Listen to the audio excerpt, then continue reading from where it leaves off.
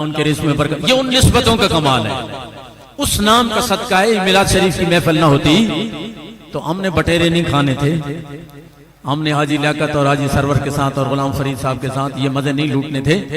ये उस नाम की बरकत, उस नाम की बरकत से आप बैठे हैं, हम बैठे हैं, और सारी दुनिया मदीने वाले का सदका खाती है। देखें, एक अनपढ़ औरत ने भी मदीने वाले का सदका खाया है, और मुद्दत तो खाया भी है और दूसरों को खिलाया भी है। मैंने उस रिवायत का इसलिए इंतखाब किया है कि जब मैंने उसको याद करना शुरू किया ना, अरबी लफ्ज, तो उसमें एक तो वकार का लफ्ज था। तो मैंने कहा यार सही वकार का नाम है इश्तिहार में, और वकार का ये इस रिवायत में ये कलिमा मौजूद है। वजी और शकील ये दो लफ्ज आते हैं ना, इसके लिए अरबों ने कहा है कसीमुन वसीमुन, जो हो ना मोटा ताजा, वजी शकील। तो मैंने कहा यार जाम शकील के शहर में जा रहे हैं और सादिक व अमीन के हुस्न के जलवों का तज़किरा है, तो ऐसा करता हूं, इसी रिवायत को याद करता हूं। इसमें जमील और अजमल का लफ्ज भी है, लेकिन आपकी तवज्जो में आपने ये रिवायत सुननी है, और इंशाअल्लाह मैंने आपको तंग नहीं करना। ये रिवायत खत्म हुई, वमा अलैया इल्लल बलाग कहने में हम इंशाअल्लाह देर नहीं करेंगे। दुरूद शरीफ पढ़ें, अल्लाहुम्मा सल्ली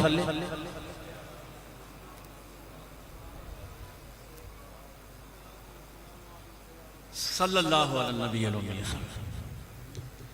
हिजरत का सफर है, मक्का मुकर्रमा से मदीना मुनव्वरा तक हिजरत का सफर है। मक्का के काफिरों ने ऐलान किया है कि नऊजुबिल्लाह, जो जिंदा हालत में, जो मुर्दा हालत में, अमीरुल मुजाहिदीन फरमाते हैं कि लफ्ज मेरी जुबान पे नहीं आता।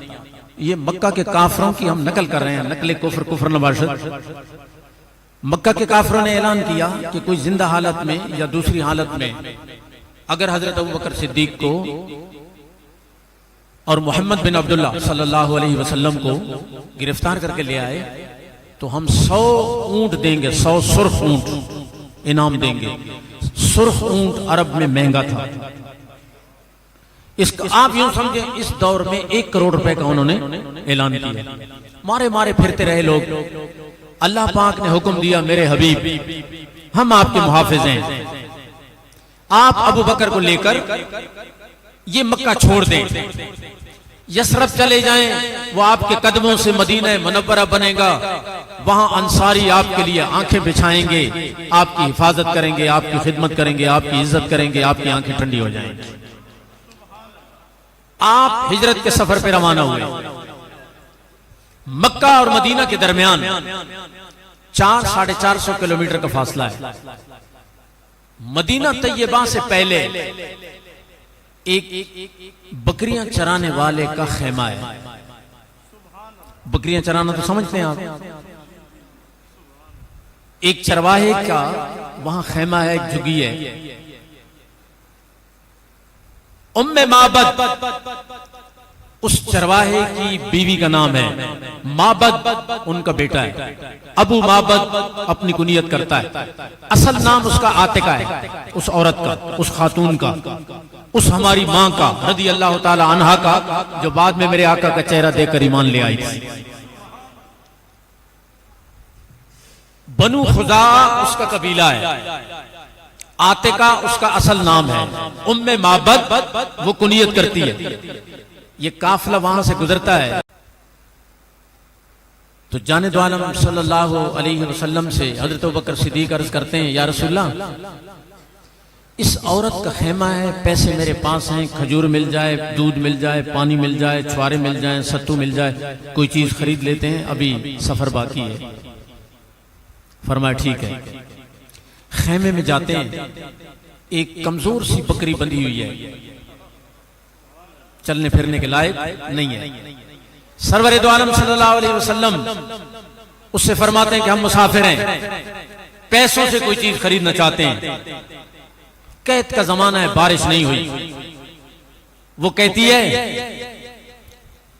लौ इंदना शैउन लअअवज़कुमुल क़िरा, आने वाले काश कैद का जमाना ना होता, मेरी बकरियों के थनों में दूध होता, मेरे पास सत्तू होता, आटा होता, खजूर होता, कोई चीज होती, लेकिन लैसा इंदनी इल्लल मा, सिवाय पानी के मेरे पास कुछ भी नहीं है। आने वाले,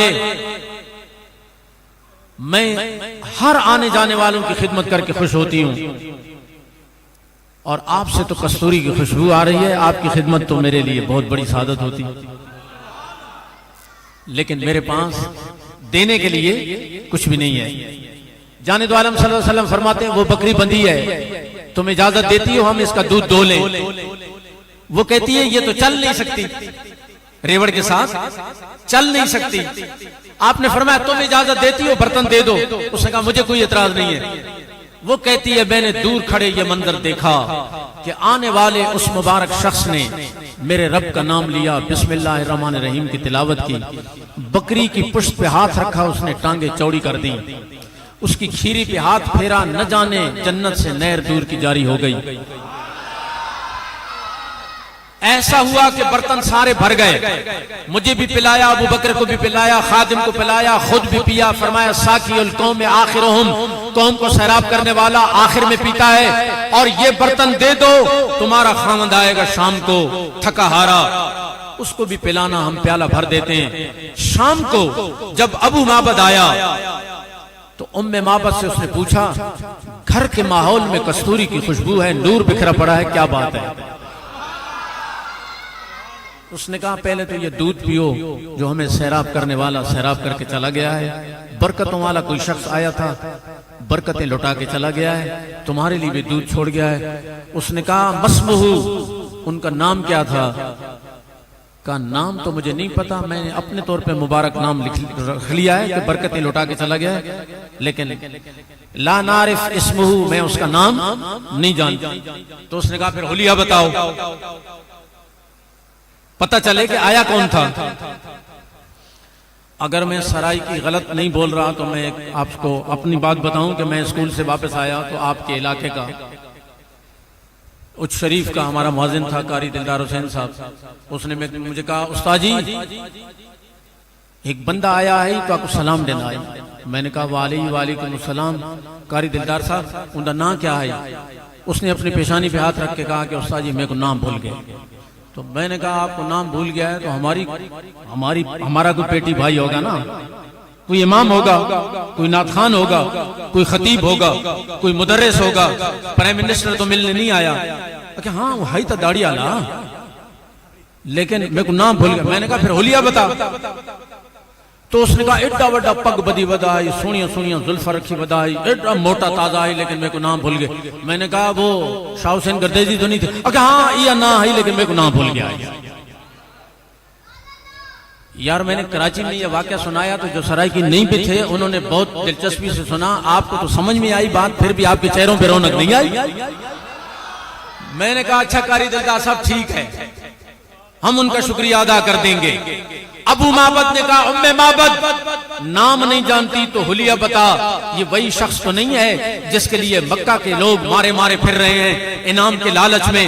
अल्लाह अकबर, उसने तो मेरे आका की पेशानी देखी थी, आंखें देखी थी, अनवार देखे थे, रुखसार देखे थे, चमक देखी थी, हुस्न देखा था, जमाल देखा था, कमाल देखा था, बरकत देखी थी, मौजज़ा देखा था। उसने हुलिया बयान किया, अनपढ़ औरत है, बकरियां चराने वाली है, किसी मदरसे में नहीं पढ़ी, ये मेरे पाक नबी का मौजज़ा है। उसके लफ्ज देखे, वो कहती है फकालत या अबल माबद फकालत रअयतु रजुलन ज़ाहिरल वदाते हसनल खुलुके वजीहल मलीहल वजह कसीमुन वसीमुन फी ऐनैहि दाजुन व फी अशफारिही वतफुन व फी कसासतिही व फी लिह्यतिही कसासतुन अहवलो अकहलो अज़ज्जो अकरनो इदा समता फअलैहिल वक़ार, इदा समता फअलैहिल वक़ार व इदा तकल्लमा अबहा हुलुव्वुल मंतिक ला फस्लुन वला वज़रुन कअन्नहु मंतिकहु खज़रात खदरिन यतहद्दरना रिबअतुन लहू रफ़क़ाउन यहुफ़्फ़ून बिही इज़ा तकल्लमा इस्तमऊ लहू व इन अमरा अदबरू बिही महमूदुन महमूदुन ला आबिसुन वला मुफन्नदुन। अबू माबद क्या पूछते हो, मैंने तो उसका चेहरा देखा तो चमक रहा था। अल्लाहु अकबर। या रसूल अल्लाह, या रसूल अल्लाह। मैंने तो उसकी पेशानी देखी तो ऐसी हसीन पेशानी मैंने कभी नहीं देखी। अबू माबिद फी ऐनैहि दाजुन, उसकी तो आंखें ऐसी लग रही थी जैसे कुदरती तौर पर सुरमा लगा हुआ है। और अबू माबद जब वो बोलता था तो ऐसा लगता था कि मोती उसके मुंह से झड़ रहे हैं। जब खामोश होता था तो ऐसा लगता था सारा वकार उस पर कुर्बान हो रहा है। अब हन्नास सारे लोगों में बुलंद बाला, कसीमुन वसीमुन, वजी लग रहा था, शकील लग रहा था। और अबू माबद जब वो कोई बात इरशाद फरमाता उसके साथी झुक जाते, और अगर कोई इशारा करता ऐसा लगता जान दे देंगे। अबू माबद इस सहारा से कितने लोग गुजरे हैं और कितने हसीन चेहरे मैंने देखे हैं। मेरे रब की इज्जत की कसम कि लम अरा कबलहू वला बादहू, ऐसे हुस्न वाला, ऐसे जमाल वाला, अजमलहू मिन बईदिन व अहसनहू मिन करीबिन, कभी मैंने करीब होके देखा तब भी उसे सोना पाया, कभी दूर जाके देखा तब भी जमाल वाला पाया। अबू माबद बड़ी दुनिया देखी है लेकिन ऐसा हसीन व जमील न पहले देखा है न बाद में कहीं देखा है। अल्लाह